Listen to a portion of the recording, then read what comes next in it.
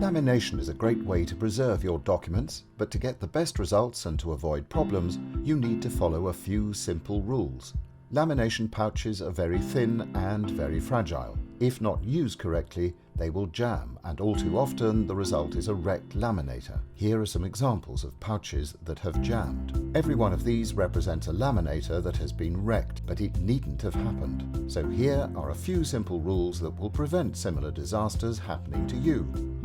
Rule 1. Always read the instructions provided with your machine. They have been provided for your benefit. If you damage your machine by not following the instructions, you can't expect much sympathy from the manufacturer if you try and make a warranty claim. Rule 2. Always set your laminator to the correct temperature for the thickness of the pouch that you're using. Laminating pouches are available in different thicknesses. Thick pouches need more heat than thin pouches. Setting your laminator to the thickness of the pouch will ensure that it will operate at the correct temperature.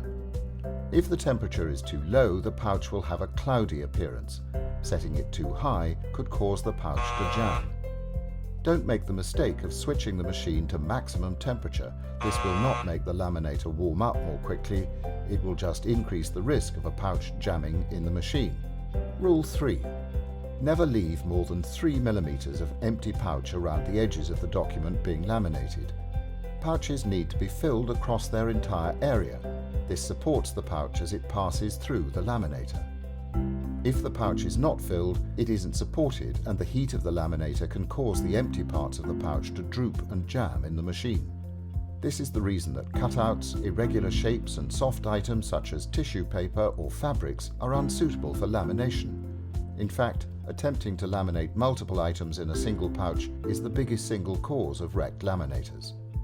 If you have to laminate these unsuitable items, you must use a carrier. If you do not, you run the risk of causing a jam that could well wreck your machine. Carriers are available from your pouch supplier. In an emergency, you can make one by folding a suitably sized sheet of thick paper in half. Rule 4. Always put the closed end of the pouch in first. If you do not, the two sides of the pouch will go their separate ways around the rollers and jam. For the same reason, never put a pouch in sideways. Rule 5.